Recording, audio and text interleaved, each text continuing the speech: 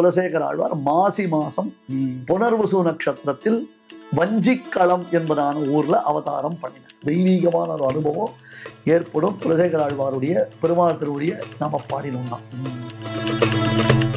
விஜயராகவனா புஷ்ப விமானத்துல பிராட்டியோட கிளம்பி வந்தான்.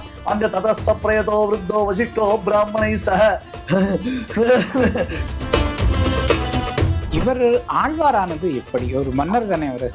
மெயினா இவரை பத்தி நான் 2 இன்சிடென்ட் சொல்றேன். அதாவது துளசி செடி, ரங்கநாதன் மீது காதல் கொண்டதுனால இவர் அங்கேயே இருந்துட்டாருன்னா, ஐயோ எங்க பிராட்டிய மகாபாவியான ராவணன் தூக்கிட்டு போயிட்டான், எங்க ராமன் தனியா இருக்கா, டேய் எங்க யாருங்க. பிக் சேல் வந்தாச்சு. விகடன் டிஜிட்டல் 1 வருட சந்தா இப்போது வெறும் ரூபாய் 899 மட்டுமே. இன்றே சப்ஸ்கிரைப் செய்யுங்கள். சக்தி விகடன் நேயர்களுக்கு அன்பு வணக்கம். ஏபிஎன் சுவாமிகள் கிட்ட தொடர்ந்து பேசிட்டு இருக்கோம். நமக்கு தெரியாத பல விஷயங்களை சுவாமிகள் மூலம் நம்ம தெரிஞ்சுக்கணும். அதுதான் பர்பஸ் ஆஃப் திஸ் ப்ரோக்ராம். நிறைய விஷயங்கள் சுவாமிகள் நமக்கு சொல்லியிருக்கிறாங்க. இந்த மாசி மாதத்தில் வரக்கூடிய ஆழ்வார்கள், ஆச்சாரியர்களினுடைய அவதார தினங்கள் பற்றிலாம் பேசிகிட்டு இருக்கோம். ஆச்சாரியரான திருக்கச்சி நம்பிகளை பற்றி நம்ம நிறைய டீட்டெயிலாகவே பார்த்தோம். அடுத்ததாக வரக்கூடியது ஆழ்வார் ஒருத்தரோட அவதார தினம் வருது. அதை பற்றி நம்ம சுவாமிகள்கிட்ட டீட்டெயிலாக பேசலாம். சுவாமி நமஸ்காரம். ஜெயகருட சுப்பரண்ணா நமஸ்காரம். நமஸ்காரம் சுவாமி. ஆழ்வார்கள் இந்த மாதத்துல அவதாரம் பண்ணியிருக்கிற அந்த ஆழ்வார் யாரு, அவருடைய மகத்துவங்கள் என்னென்ன, இதெல்லாமே நீங்க சொல்லி நாங்க கேட்கணும்னு ஆசைப்படுறோம். சேரகுலவேந்தன், great emperor Kulasekhara Alvar. Okay. ஆழ்வார்களுக்குள்ளேயே பாருங்க ஒரு வெரைட்டிஸ் ஆஃப் ஆழ்வார் நம்ம பார்க்கிறோம். இப்ப திருப்பான ஆழ்வார், நம்மாழ்வார் இவர்களை போன்று குலம் என்று பார்த்தோம் எனால் அந்த குலத்தில் மிகவும் கீழ்குலத்தில் பிறந்தவர்களான உயர்ந்த ஆழ்வார்கள். அதே மாதிரி பெரியாழ்வார், அப்புறம் தொண்டரடிப்புடி ஆழ்வார், மதுரகவி ஆழ்வார், இவர்கள் மிகச்சிறந்த அந்தனர் குலத்தில் பிறந்தவர்களான ஆழ்வார்கள். கலியன் முதலானவர்கள் தங்களுடைய வாழ் வலிமையினாலே அவர்கள் பெருமை பெற்றவர்கள், அவர்கள் ஆழ்வார்கள் இல்லையா? அதே மாதிரி ஆழ்வார்களுக்குள்ள விசேஷமாக க்ஷத்ரிய குலத்தில் பிறந்து மிகச்சிறந்த வாழ் வலிமை, தோல் வலிமை பெற்றவராக ராமராஜ்யத்தை போன்ற அழகிய அற்புதமாக ராஜ்யத்தை பரிபாலனம் செய்து அந்த ராமபிரான் மீது ஆறாத காதல் கொண்ட ஆழ்வார் சேரநாட்டு ஆழ்வார் குலசேகர ஆழ்வார். மாசி மாதம் புனர்வசு நட்சத்திரம், ராமனை போலவே புனர்வசு நட்சத்திரம். நம்ம பங்குனி புனர்வசு அல்லது சித்திர புனர்வசு ராமநவமி கொண்டாடுறோம். ஒவ்வொரு வருஷம் அந்த சௌரமானம் சாந்திரமானத்துல மாறும். இந்த ஆழ்வார் குலசேகர ஆழ்வார் மாசி மாசம் புனர்வசு நட்சத்திரத்தில் வஞ்சிக்களம் என்பதான ஊர்ல அவதாரம் பண்ணினார். எங்க இந்த வஞ்சிக்களம்ங்கிறது? கேரள தேசத்துல தான் இருக்குது. கேரள தேசத்துல வஞ்சிக்களம்னே இப்போ இருக்குது. அது எனக்கு அந்த டிஸ்ட்ரிக்ட் சட்டம் ஞாபகம் வர்ற எனக்கு. அதனால கோழிக்கோட அந்த இடத்துல வஞ்சிக்களம்னு ஒரு இடம் இருக்கு. சரி சரி சரி சரி.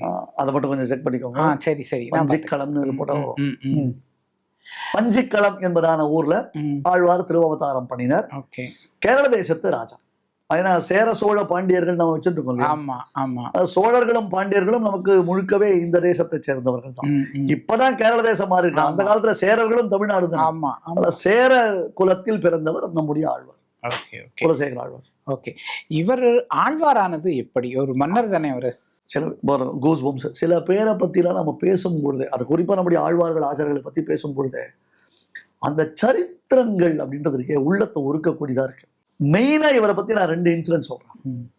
அதாவது துளசி செடி, மற்ற செடிகளுக்கும் துளசி செடிக்கும் ஒரு வித்தியாசம் உண்டு. இப்ப சந்திர மரம் வைக்கிறீங்க, நிறைய பேருக்கு தான் வீட்டுல வளர்றது சந்திர மரம் கூட தெரியாது. அதுக்கப்புறம் தான் அது தெரியும். யாரான வெட்டி போன பிறகு தான் அது சந்திர மரம்னே தெரியும். அந்த மாதிரி சந்திர மரம் வளர்ந்து அது வாசனை கொடுக்கும். ஆனால் துளசின்றது முளைக்க சேவே வேரிலிருந்து, காம்பிலிருந்து, இலையிலிருந்து, முளையிலிருந்து, மண்ணிலிருந்து துளசியினுடைய வாசனை வரும். அதுதான் துளசியினுடைய பெருமை. துளசி முளையிலே வாசிக்குமா போலே அப்படின்னு சொல்லுவான். பல புஷ்பங்கள் அந்த இலைகள்லாம் நாட்டமா நாரும், ஆனா அந்த புஷ்பங்கள் நல்ல வாசனையா இருக்கும். உண்டோ இல்லையோ? துளசி அப்படி கிடையாது. அந்த மாதிரி சிலருடைய பிறப்பு இருக்க, அந்த பிறவியிலிருந்து கருவிலே திருவுடையார் என்ற மாதிரி பிறவியிலிருந்தே அவர்களுடைய பெருமையானது காண்பிக்கப்படுகிறது. இந்த ஆழ்வார் புனர்வசு நட்சத்திரத்துல பிறந்ததுனாலேயோ என்னமோ தெரியல, பிறந்ததுல இருந்து சிறந்த ராமபக்தரா அப்படிங்கிறது. நம்ம தேசத்துல அரசர்கள் எல்லாருமே அந்த காலத்துல மிகச்சிறந்த பக்திமான்களாகவும் தர்ம வழியில் நடப்பவர்களாகவும் இருந்திருக்கிறார்கள்.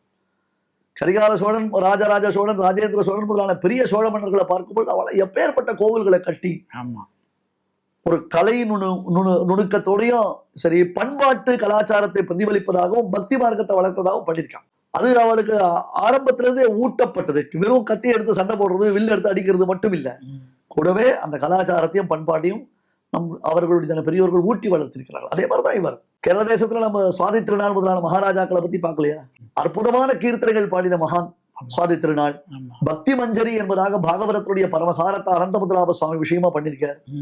சானந்தூரபுர வர்ணனம் என்பதாக அனந்தபத்மநாப சுவாமி விஷயமான க்ஷேத்திர மகாத்மியத்தை எழுதினவர் சுவாதி திருநாள் தான். அது போல அதெல்லாம் இன்ஸ்பிரேஷன் குலசேகர ஆழ்வார் தான். ஆனா ஏன்னா இவர்கள் குலத்தில் உதித்தவர் தான், அப்படி இல்ல, இவர்கள் அவர் குலத்தில் உதித்தவர்கள் அப்படி சொல்லணும். அப்பேற்பட்ட மகான். ஆனா துளசி முளையிலே வாசிக்குமா போலே அவர் பிறந்ததுல இருந்து தினந்தோறும் ராமாயண பாராயணம் பண்றது, ராமாயணத்தை சேவிக்கிறதுன்னு பேரு. ராமன்னா ரங்கநாதன் தான், ரங்கநாதன் தான் ராமன் தான். குஷ்யதே யஸ்ய நகரே ரங்கயாத்ரா தினே தினே தமஹம் சிரசா வந்தே ராஜானம் குலசேகரம். இது அவருடைய நகரத்தில் தினந்தோறும் நான் நாளைக்கு ஸ்ரீரங்கம் போனோம், நான் நாளைக்கு ஸ்ரீரங்கம் போனோம், ஆயிடுத்து என்னுடைய கமிட்மெண்ட் ஓவர், ஸ்ரீரங்கம் போனோம் அப்படின்னு இவர் ரங்கநாதனை சேவிக்க போனோம்னு தவிச்சிருந்தாராம். அவருடைய அரண்மனையில் எப்பொழுதுமே ஸ்ரீரங்கம் போனோம்ன்ற சப்தம் ஒலித்து கொண்டே இருக்குமாம். குஷ்யதே யஸ்ய நகரே. இவர் ஸ்ரீரங்கம் போயிட்டார்னா, ரங்கநாதன் மீது காதல் கொண்டதுனால இவர் அங்கேயே இருந்துட்டார்னா அப்புறம் மறுபடியும் ராஜ்யத்திற்கு வரமாட்டார் என்பதற்காக அமைச்சர்கள் எல்லாம் அவர் ஸ்ரீரங்கம் போக விட்டாமல் தடுத்தாராம். எப்படி தடுத்தா? அதாவது ராஜா பேர்ல விரோதத்தினால் தடுக்கல, மக்களுக்கு இது போன்ற ஒரு நல்ல ராஜா மிஸ் ஆயிடக்கூடாது என்றதுக்கோசரம். அதனால அந்த மந்திரிகள் பண்ணின காரியம் நல்ல காரியம் தான், தப்பான காரியம் இல்லை. என்ன பண்ணுவாளாம், இவர் எல்லாம் முடிச்சுட்டாரு, இன்னைக்கு ராஜாங்க காரியெல்லாம் ஓவர், யார்கிட்ட எல்லாத்தையும் ஹேண்ட் ஓவர் பண்ணுவோம், பண்ணிட்டேன், நான் ஸ்ரீரங்கம் போறேன் அப்படின்னு மூட்டையை கட்டு அப்படி வாசல் வந்தார்னா 4 ஸ்ரீ வைஷ்ணவர்களை எதிர அனுப்புவாளாம். சுவாமி உங்களை தேடிதான் வந்தோம், உங்க அரண்மனையில ஒரு 4 நாள் இருந்துட்டு ஒரு நல்ல விஷயங்கள்லாம் உங்ககிட்ட பேசிட்டு போலாம் வந்திருக்கோங்க. பாகவதால விட்டுட்டு போக முடியாது இல்லையா?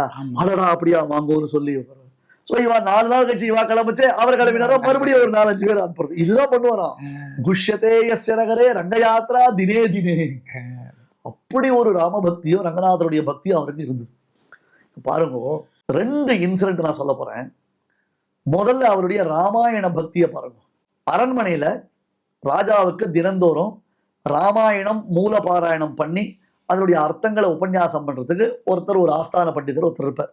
ராஜா உட்கார்ந்து பக்தி ஸ்ரத்தையோட எப்படி ஆஞ்சநேய சுவாமி எத்தனை ரகுநாத கீர்த்தனம்னு உட்கார்ந்து கேட்பாரோ அது மாதிரி ராஜா உட்கார்ந்து கேட்பார். இவர் தினந்தோறும் ராமாயணத்தை சொல்வார். ராமாயணத்தை அப்படி மெய்மறந்து ரசிப்பார், தன்னிலை மறந்து ரசிப்பார் குலசேகர ஆழ்வார். 1 ஆவர்த்தி 2 ஆவர்த்தி இல்லை, 1 டைம் 2 டைம்லாம் இல்லை, இதெல்லாம் எத்தனை டைமும். ஒரு நாள் இந்த கதை சொல்றவருக்கு உடம்பு முடியல. சரி, அவருக்கு ஏதோ கொஞ்சம் உடம்பு சரியில்லை. அவர் என்ன பண்ணிட்டார், இன்னொரு பண்டிதரை கூப்பிட்டு எனக்கு பதில் இன்னைக்கு நீ போய் ராஜாவுக்கு கதை சொல்லிட்டோமான்னு சொல்றாரு. அவரும் நல்ல பண்டிதர், விஷயம் தெரிஞ்சவர் தான். சரின்னு அவர் கிளம்பி வர்றார். சுவாமி வந்தா அன்னைக்குன்னு பார்த்து என்னன்னா சீதாபகரண கட்டம். அவர் நன்னா அற்புதமா உபன்யாசம் பண்ணிட்டு இருக்காரா, ஆழ்வார் மெய்மறந்து அதுல லயிச்சு கேட்டு இருக்காரா, தன்னை மறந்துட்டார் ஆழ்வார். ஐயோ எங்க பிராட்டிய மகாபாவியான ராவணன் தூக்கிட்டு போயிட்டான், எங்க ராமன் தனியா இருக்கா, டேய் எங்க யாருங்க மந்திரிகளை சதுரங்க சைன்யத்தை ரெடி பண்ணுங்க, வாங்க கிளம்பலாம் அப்படின்ட்டு போர்க்கோலம் பூண்டு கையில யுத்தத்துக்கு கத்தி கபடெல்லாம் தூக்கிட்டு கிளம்பிட்டேன். அரண்மனையே கிளுகிழுத்து போயிடுத்து. இவர் அப்படியே அந்த பாவத்துல இருக்கிறார். ஐயோ எங்க ராமன் தனியா இருக்கான், லக்ஷ்மணன் தனியா இருக்கான், பிராட்டிய ராவணன் கடத்திட்டு போட்டாங்க, என்ன அயோக்கியத்துல அடிச்சு துவம்சம் பண்ற மாதிரி இவன அப்படின்னு கிளம்பிட்டார். இவர் யாரு தடுக்கிறது, எப்படி தடுக்கிறதுன்னு தெரியல. இவருக்கு அந்த பிரஜையே இல்ல. இது நம்ம ஏதோ ராமாயணத்தை திரேதாயுகத்துல நடந்த கதையை நம்ம இப்ப கேட்டு இருக்கோம், ஒரு ஃபீலே இல்ல. கவச்சம் முழுதான் போட்டு மந்திரியை கூப்பிடுற, வா சதுரங்க சைன்யத்தோடு யானைப்படை, குதிரைப்படை, காலாட்படை எல்லாத்தையும் தயார் பண்ணுன்ற, கட்டளை பறக்கிறது, அரண்மனையா கிடுகிடுக்கிறது, பயப்படுறா எல்லாரும் கிட்ட போறதுக்கு. அதுக்குள்ள இந்த செய்தி இந்த ரெகுலரா உபன்யாசம் பண்றாரு பாருங்க, அவர் காதுல போய் விழுந்தது. அவர் என்ன ஆச்சு, இந்த மாதிரி அவர் ராமாயணம் சொன்னார், ரொம்ப நாளாக சொன்னார். அடாடா, அவர் என்ன பண்ணுவார், ஆழ்வாருடைய கேரக்டர் தெரியும் அவருக்கு. இந்த மாதிரி முக்கியமான கட்டங்கள்ல அவர், ஃபார் எக்ஸாம்பிள் ஜனஸ்தானத்துல ராமன் யுத்தத்துக்கு போனான்னு அதை எப்படி பாலிஷ் பண்ணுவார். ஜனஸ்தானத்துல 14 ராட்சசர்கள் வந்தா, ராமன் அவர்கள் அத்தனை பேரை ஜெயிச்சுட்டு விஜயராகவன் ஓடி வந்தா, பிராட்டி தழுவிட்டான்னு கிளைமேக்ஸை கொடுத்துருவார். இல்லைன்னா ஆழ்வார் உணர்ச்சி வசப்பட்டுடுவார். அது அவருக்கு தெரியும். அது அவருக்கு தெரியும். அதனால அவர் அங்கேயிருந்து ஓடி வந்து இவர் கத்தி எடுத்துட்டு யுத்தத்துக்கு போர்க்கோலம் பூண்டு போகச்சே அவரு கால விடுற மாதிரி ஜெய ஜெய மகாவீரா. ராமன் போனான், லங்கைக்கு போய் ராவண சம்ஹாரம் பண்ணினான். விஜயராகவனா புஷ்ப விமானத்துல பிராட்டியோட கிளம்பி வந்தான். அங்க ததசப்ரயதோ விருத்தோ வசிஷ்டோ பிராமணை சக ராமம் ரத்னமயே பீட்டே சகசீதம் விவேஷைதுன்னு ராமனுக்கு பட்டாபிஷேகத்தை பாட ஆரம்பிச்சுட்டார். ஓகே. கத்தியோட நிக்கிறார். என்னது பெருமாளுக்கு அப்படியா பெருமாள் பட்டாபிஷேகம் ஆயிடுதா? அடரா எங்க ராவனுக்கு பட்டாபிஷேகம் ஆயிடுச்சு, ராவனுக்கு பட்டாபிஷேகம் ஆயிடுச்சு அப்படின்னு ஆஸ்வாசப்படுத்தி சுவாமி இந்த புதுசா வந்து ஒரு அப்பா அண்ணு விட்டு போயிடுது, கதி கலைக்கு போயிடுது. நான் நல்லா தடவை பண்ணி ஆசைப்படல, நான் தப்பா ஒன்றும் சொல்லலையே, நீர் ஒன்றும் தப்பா சொல்லல. ஆழ்வாருடைய பாவம் அது. என்ன எப்படி லயிச்சிருக்க முடியும்? இப்படிலாம் லயிக்க முடியுமா? எப்படி ஒரு பாவ சுத்தியோட லயிச்சு அனுபவிச்சு அதுல இருந்து வெளியிலேயே வராமல் அதே ஆனந்தத்துல சுவாமி இருந்திருக்காருன்னா அந்த குலசேகர ஆழ்வாருடைய பக்திய.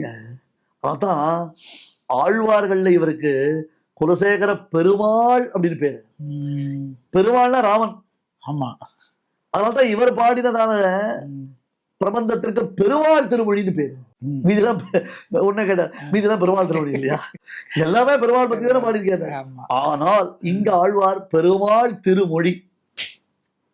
புரியுது. எப்படி? இது ஒரு கதை. மாசி மாசம் புனர்வசு நட்சத்திரம் நம்ம ஆழ்வாருடைய திருவவதாரம்.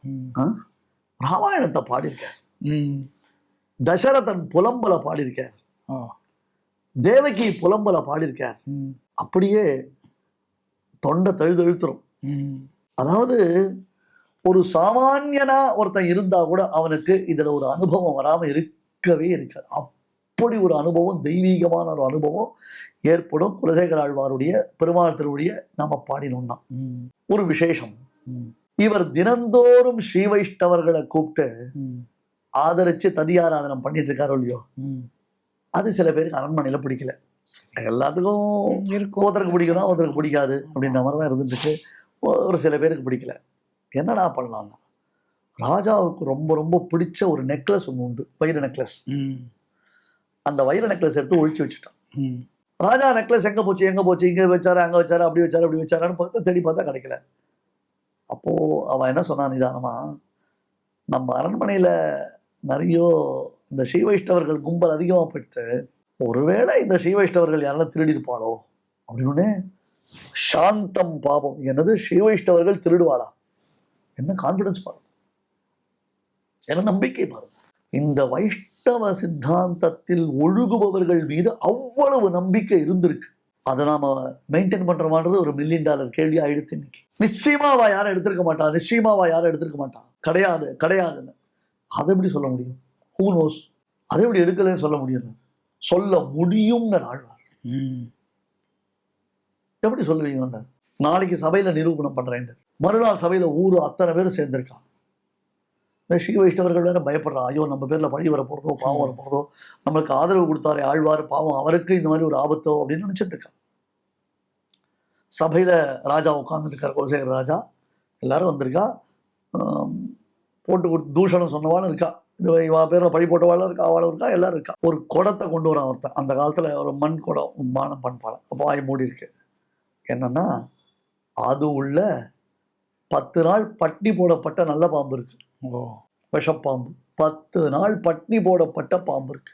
சபையில அத்தானா பேரும் பார்த்துட்டு இருக்கச்சே, ஸ்ரீ வைஷ்ணவர்கள் ஒரு பொழுதும் இந்த தப்பான காரியத்தை பண்ண மாட்டா. ஸ்ரீ வைஷ்ணவர்கள் பிறர் சொத்தை ஒரு பொழுதும் அபகரிக்க மாட்டா. ஸ்ரீ வைஷ்ணவர்கள் என்னுடைய சொத்தான இந்த ஆபரணத்தை அவர்கள் எடுத்திருக்கவே மாட்டா. ஒருவேளை ஸ்ரீ வைஷ்ணவர்கள் எடுத்திருப்பார்களேயானால் இந்த விஷப்பாம்பு கடித்து இப்பொழுதே நான் இறப்பேன் என்று குடத்துக்குள்ளே கைவிட்டார். குடப்பாம்பில் கைவிட்டவன் அப்படின்னு பேரு. என்ன நம்பிக்கை! இந்த நம்பிக்கை நீங்க என்னன்னு சொல்லுவீங்க? அப்படி சொல்லச்சவே எனக்கு கை காலம் நடுங்கிறது. அந்த பாம்பை நினைச்சு பாருங்க, உள்ள அப்படியே விஷத்தை கக்கிற நல்ல பாம்பு பப்பரப்பான்னு இருந்தது. அடிச்சதுன்னா என்ன ஆகும்? எவ்வளவு கான்பிடன்ஸா இருந்தாலும் ஒருத்த கை விடுவான். அது உள்ள உண்மையாவே இருக்கட்டுமே, அந்த துணிவு வருமா? க்ஷத்ரிய பீஜம். ஸ்ரீ வைஷ்ணவர்கள் மீது கொண்டதான பெருமை. புரியுது. அந்த ஸ்ரீ வைஷ்ணவர்கள் அதை பண்ண மாட்டா, பண்ணினா இந்த பாம்பு என்ன கொத்தட்டோன்னு சபையே பார்க்கறது நிசப்தமா, அத்தனை பேரும் பார்க்கறா, கலகலத்து போயிட்டா எல்லாரும். இப்போ பழி சொன்னவன்னா கதை என்ன ஆகும்? ஒருவேளை இப்போ இந்த பாம்பு இவரை கொத்தல, அதுக்கு மேல பழி சொன்ன நம்மள வந்து 2 போடு போடுதுன்னா சத்தியத்துக்கு கட்டுப்பட்டது. ஆமா ஆமா, சத்தியத்துக்கு கட்டுப்பட்டது. ஏண்டா சத்தியத்துக்கு கட்டுப்பட்ட என்ன வச்சுன்னு நீங்க விளையாட்டு காமிக்கிறீங்களான்னு 2 தட்டு தட்டிதுன்னா அவன்லாம் என்ன ஆவான்? ஆமா. அப்புறம் ஓடி வந்த ஆழ்வார் காலில் விழுந்தா, மன்னிச்சிருக்கோம் மன்னிச்சிருக்கோம், நாங்க தப்பு பண்ணிட்டோம், தெரியாதனமா தப்பு பண்ணிட்டோம், இந்த மாதிரி ஒரு தப்பு பண்ண மாட்டோம் அப்படின்னா. எப்போ உங்களுக்கு இந்த மாதிரி விஷயங்கள்ல ருச்சி வந்ததோ, எப்போ இன்னொருத்தர் பேர்ல பழி, ஸ்ரீ வைஷ்ணவர்கள் பேர்ல பழி சொல்ல ஆரம்பிச்சோடோ, தூஷணம் சொல்ல ஆரம்பிச்சோடோ, இனிமே இந்த அரண்மனையில நான் இருக்கிறதுக்கு லாய்க்கில்லை. விபீஷண ஆழ்வான் மாதிரி பரித்யக்னா மயாலங்கா மித்ராணிச்ச தனானிச்ச பவத்கதம் சமே ராஜ்யம் ஜீவிதம் ச சுகானிச்சன்னு எப்படி விபீஷண ஆழ்வான் எல்லாத்தையும் விட்டுட்டு, லங்கையை விட்டுட்டு, எதுவும் சம்பந்தம் இல்லாமல் எம்பெருமானுடைய திருவடிகளே சரணம்னு வந்தானோ, அது போல அரண்மனையை கம்ப்ளீட்டா சர்வஸ்வதானம் பண்ணி, சர்வஸ்வ தியாகம் பண்ணி அரண்மனையை கம்ப்ளீட்டா விட்டுட்டு நேர அரங்கமா நகருடானின்னு ரங்கநாதன் திருவடியில வந்து சேர்ந்தார் இந்த ஆழ்வான். மாசி புனர்வசு. அதனால்தான் ரங்கநாதன் மாசி புனர்வசு அன்னைக்கு சேரகுலவல்லி தாயாரோட சேர்த்தி பெருமாளுக்கு. அது ரொம்ப விசேஷம். எப்படி பங்குனி உத்திரத்துல விசேஷமா ரங்கநாயகி தாயாரோட சேர்த்தியாரதோ, அந்த மாதிரி இந்த சேரகுலவல்லியோட பெருமாள் சேர்ந்து அந்த சன்னதியில எழுந்தளிருந்து விசேஷமான உற்சவங்கள் கண்டறிகிறான். இது ஆழ்வாருடைய திவ்யமான சரித்திரத்துல ஒரு அம்சத்தை நாம் அனுபவிச்சோம். புனர்வசு அன்னைக்கு ஆழ்வாரை கொண்டாடணும். அது நான் திருப்பி என்ன சொல்றேன், நினைச்சு பார்க்க சேவை சிலிர்ப்பூட்டும் அனுபவங்கள் நம்ம இடத்துல கொட்டி கிடக்கிறது. வெறும் இந்த வெஸ்டர்ன் கல்ச்சரை வச்சுட்டு என்ன என்ன பண்றோன்னே நமக்கு தெரியல. எதை கேட்டாலும் நமக்கு பிரமிப்பா இருக்கும். அவான்றா இவான்றா அப்படின்றான். இங்கிலீஷ்ல சொன்னா மட்டும்தான் அறிவா? இதெல்லாம் அறிவு இல்லையா? இதெல்லாம் இருக்குன்னே தெரியாதே இப்ப இருக்கிறவாளுக்கு. சொல்லணும், நிறைய சொல்லணும். இந்த மாதிரி நிறைய விஷயங்கள் நம்ம பேசணும். எவ்வளவு பெரிய ராஜா பாருங்க, கோரத்தாழ்வான பார்த்தோம். அவர் எப்பேற்பட்ட நிலஜுவான், எல்லாத்தையும் பரித்தியாகம் பண்ணார். திருக்கச்சி நம்பிகள் பெரிய மர்ச்சன்ட் அவர் இல்லையா? புரியறதுக்காக சொல்றேன். இன்னைக்கெல்லாம் இருந்தா எலான் மஸ்க் லெவல்ல அவர் மர்ச்சன்டா இருந்தார். அவ்வளவு பெரிய வியாபாரியா இருந்தார். வானாயா எனக்கு பெருமாள் இருக்கா, பெருமாள் கைங்கரியம் போறேன், நான் என்ன பண்ண போறேன், இந்த சொத்து பத்த வச்சுட்டு அதை பரித்தியாகம் பண்ணிட்டு வந்தார். குலசேகர ஆழ்வார் சக்கரவர்த்தி, ஒரு எம்பரர் அவர். ஆமா, ஒரு தேசத்துக்கே சேரகுலத்துக்கே இந்த ராஜாவா இருந்தவர். போகடா செத்தான், எப்ப நீங்க பழிப்பாவம் சொல்ல ஆரம்பிச்சோம் அப்போ உங்களுக்கு காசு பணத்துல பைசால ஆசை இருக்கு. இதெல்லாம் எனக்கு தேவையில்லை. இத்தனை நாள் நான் பெருமாளை சேவிக்கணும், செருவை சேவிக்கணும் போகணும்னு நினைச்சிருந்தேன். கட்சியில நீங்க இந்த மாதிரி பண்ணிட்டீங்க, இனிமே உங்களுக்கு எங்களுக்கு சம்பந்தம் இல்லை சாவோ அப்படின்னு ஏதாவது தூக்கி போட்டு நேர பெருமாள் கிட்ட வந்துட்டு அரங்கமா நகருடானே நான் வந்து சேர்ந்துட்டேன். அங்க திருச்சியில அந்த ஸ்ரீரங்கத்துல ஒரு திருச்சுற்று கூட அவரோட திருப்பணியில நடந்தது. நிறைய கைங்கரியங்கள் பெரியவாள்லாம் ஒவ்வொருத்தருக்கு ஒவ்வொரு விதமான கைங்கரியங்கள். அதுவும் பெரிய பெருமாள் ரங்கநாதன் அவனுடைய சன்னதியில எத்தனை கைங்கரியங்கள் எவ்வளவு பண்ணியிருக்கான். அது பலதுக்கெல்லாம் நமக்கு ரெக்கார்ட்ஸே கிடையாது. அவன் அதுக்காக பண்ணா ஒரு இந்த டியூப்லைட் ஒன்று வாங்கி கொடுத்துட்டு உபய வேறாந்த முகுந்தகிரி வங்கி அனந்த பத்ராபாச்சாரியர் ஏஜினா எங்க வெளிச்சம் தெரியும் இல்லையா? அது போற அந்த டியூப்லைட்டுக்கு அதை மறைக்கிற மாதிரி ஒரு பெரிய ஒரு ஃபிளெக்ஸ் பேனர் வேற, இப்படி கையை கூப்பின்னு ஏபிஎம் சுவாமி நிக்கிற மாதிரி. அப்புறம் என்ன வெளிச்சம் தெரியும்? டியூப்லைட் வாங்கி கொடுத்து என்ன பிரயோஜனம்? இப்ப நாமெல்லாம் அப்படிதான் பப்ளிசிட்டி பண்ணிக்கிறோம். அதான் ராஜாக்கள்லாம் அனாயாசமா வந்தா ஏதோ ஒரு கைங்கரியம் பண்ணா பெருமாளுக்கு தான் பண்ணணும். அவனுடைய உகப்புக்கோசரம் பண்ணணும். தன்னை யார் ஸ்தோத்திரம் பண்ணணும், தன்னை யார் பப்ளிசிட்டி கொடுத்தணும், இது டிவியில் வரணுமா பேப்பர்ல வரணுமா நான் எதிர்பார்த்தாங்க. மகான்கள் சார், மகான்கள் நினைஞ்சிற. அதாவது இது எத்தனை தடவை நினைத்தாலும் அது உள்ளத்துல அந்த மருகுதல் அப்படின்றது இருக்குல்ல, ஒண்ணுமே பண்ண முடியாது. ஓகே. நேயர்களே, ரொம்ப சுவாரஸ்யமாக இருந்தது. சில இடங்கள்ல எல்லாம் வந்து நம்ம அப்படியே ஒரு நிமிஷம் நின்று பார்க்கிற மாதிரியான தருணங்கள்லாம் இந்த உரையிலேயே இருந்தது. ஆழ்வாரோட தமிழ்ல இன்னொரு சந்தர்ப்பத்துல நம்ம வந்து ரொம்ப ருசிப்போம். அதுவும் சுவாமிகள் மூலமே நம்ம கேட்கணும் அப்படின்னு நம்ம ஆசைப்படுறோம். இன்னொரு சந்தர்ப்பத்துல இது குறித்து இன்னும் நிறைய விரிவாக பேசுவோம். சுவாமி, ரொம்ப உருக்கமாக அழகாக சொன்னீங்க. நன்றி. ஜெயகரடு சுபர்ணா, நமஸ்காரம். நமஸ்காரம். விகடன் வாசகர்களே, உங்களுக்கு ஒரு நற்செய்தி. 55% தள்ளுபடியுடன் விகடன் டிஜிட்டல் ஒரு வருட சந்தா ரூபாய் 899 மட்டுமே. மேலும் ஒரு மாதம் போனஸ். இன்றே சப்ஸ்கிரைப் செய்யுங்கள். உங்கள் வாசிப்பு உலகத்தை விரிவாக்குங்கள். சக்தி விகடனின் வீடியோக்களை தொடர்ந்து காண இந்த சேனலை சப்ஸ்கிரைப் செய்யுங்கள். வீடியோ குறித்த தகவலை உடனுக்குடன் அறிய பெல் ஐகானை கிளிக் செய்யுங்கள். வீடியோக்களை உங்கள் நண்பர்களுக்கும் உறவுகளுக்கும் பகிர்ந்து கொள்ளுங்கள். என்றென்றும் இறைப்பணியில் உங்களோடு சக்தி விகடன்.